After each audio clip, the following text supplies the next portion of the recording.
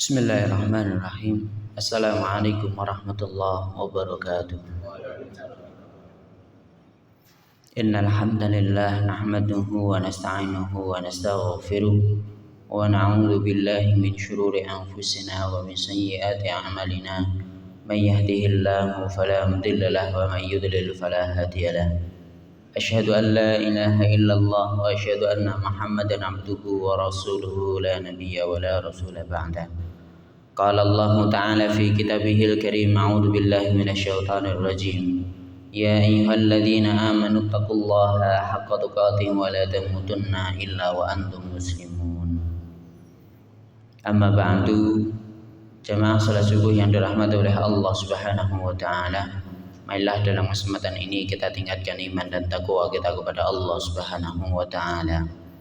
Salawat serta salam kita haturkan kepada Nabi kita Muhammad sallallahu alaihi wasallam.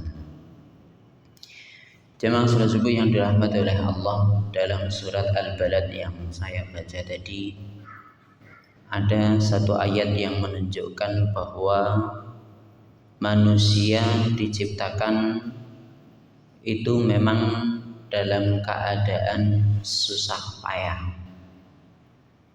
Tabiat manusia di dunia ini segalanya susah.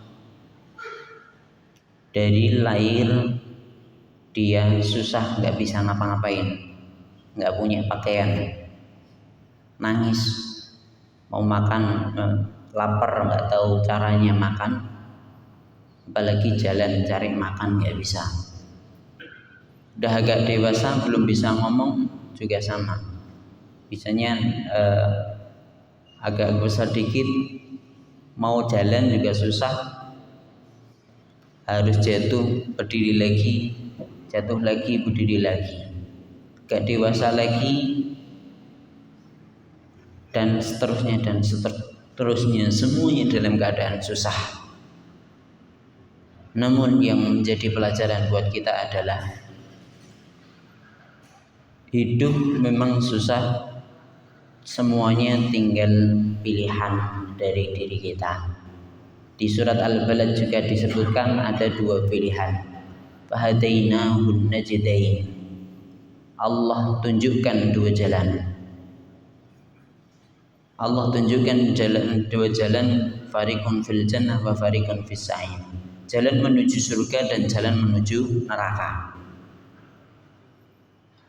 Kehidupan sudah susah, tinggal kita pilih bersusah-susah untuk kesenangan selanjutnya, atau kita bersusah-susah tapi nanti di kehidupan selanjutnya kita juga akan susah lagi.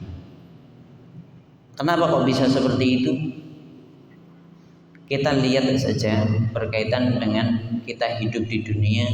Jadi orang miskin susah, jadi orang kaya jangan anggap enteng, juga susah. Tanya orang kaya, dia juga susah. Jadi orang ganteng susah, jadi orang jelek pun juga susah. Sama. Cari rezeki caranya halal itu susah, bener. Itu memang bener susah. Kehidupan manusia memang susah sekali. Bahkan tanya aja orang yang biasa cari rezekinya dengan cara yang haram, itu pun juga susah. Tapi kita bisa milih, ini sesuai dengan Al-Quran dan Sunnah, sesuai dengan aturan Allah, maka kita jalankan. Ini yang tidak sesuai dengan aturan Allah, kita hindari. Makan yang halal carinya susah, yang haram pun juga susah. Sama saja. Tinggal kita pilih, bersusah-susah sekarang ini, apakah nanti akan menjadi kesenangan di akhirat, atau kita susah-susah di dunia ini akan malah sebaliknya, berkelanjutan susahnya di akhirat.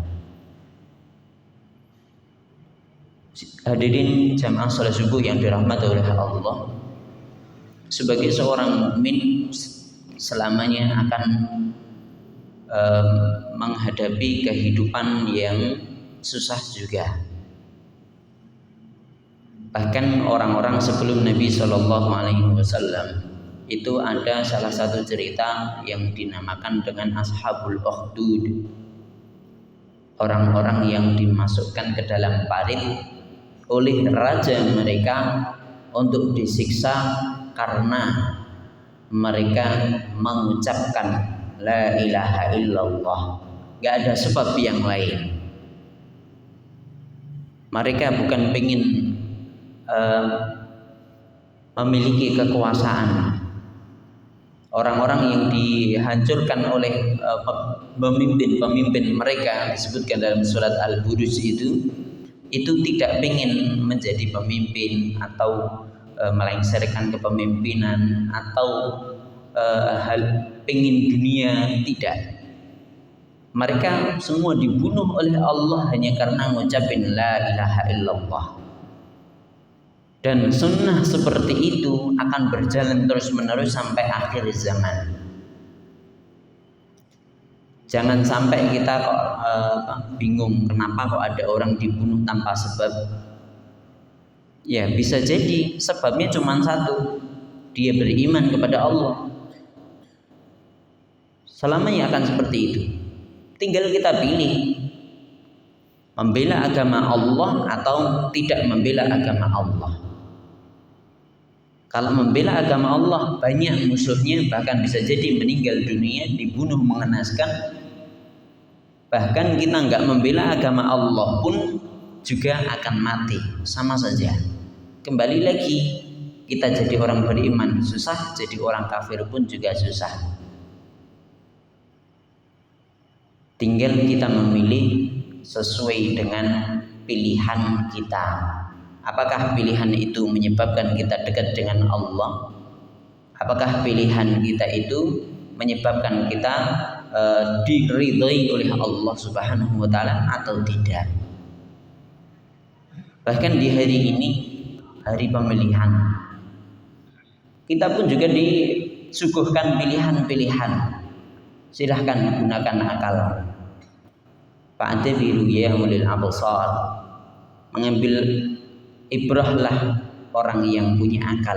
Kalau kita ngaku punya akal, kita bisa ambil ibrah. Mana yang pantas untuk dipilih. Pilihan kita pun juga akan menunjukkan apakah kita jadi orang beriman atau tidak. Apakah yang kita pilih itu adalah orang-orang yang membantu agama Allah?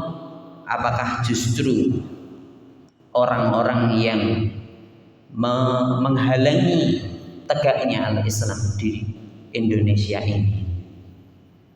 Lah kita taunya dari mana? Kenal aja belum? Kenalan. Sebelum ini kita ngapain aja? Kita harus tahu itu semua. Kehidupan di dunia kita bisa melihat hal-hal sekecil apapun itu. Sebagai seorang mukmin harus bisa melihat ini baik, ini buruk, ini sesuai dengan Quran, ini tidak sesuai dengan Al-Quran, ini sesuai dengan sabda Nabi, ini tidak sesuai dengan sabda Nabi.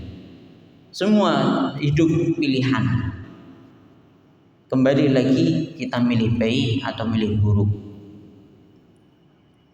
semuanya menjadi tanggungan kita. Jangan sampai kita fanatik pada kelompok, apalagi kelompoknya melakukan hal-hal yang tidak diridhai oleh Allah Subhanahu wa taala. Jangan sampai kita menggunakan kacamata kuda, cuman bisa lihat yang ada di depan kita, kanan kiri nggak bisa kelihatan. Na'udzubillah min syarri dzalik. Pakailah kacamata Al-Quran yang bisa memilih dan milah mana yang baik, mana yang buruk. Jangan sampai kita terbutakan oleh orang lain, apalagi kita disetir oleh orang lain dengan dunia ini. Hanya dikasih amplop sedikit, selanjutnya menjadi milik mereka. Na'udzubillah min syarri dzalik. Marilah kita usahakan diri kita hidup di dunia ini menuju kehidupan yang diridhoi oleh Allah Subhanahu wa taala, meskipun kehidupan yang kita hadapi nantinya tidak semudah yang kita bayangkan. Bahkan Rasulullah sallallahu alaihi wasallam pun itu juga diancam, diusir, bahkan harus berperang menghadapi orang-orang yang tidak rela Islam bila mana Islam itu jaya. Na'udzubillah min syarri dzalik, jangan sampai kita menjadi orang-orang yang berada di barisan orang-orang yang dimurkai oleh Allah Subhanahu wa taala. جعلنا الله وإياكم من الآمنين الفائزين وأدخلنا في زمرة الواحدين. ربنا ظلمنا أنفسنا وإن لم تغفر لنا وترحمنا لنكونن من الخاسرين. وصل اللهم وسلم وبارك على محمد وعلى آل محمد والحمد لله رب العالمين. والسلام عليكم ورحمة الله وبركاته.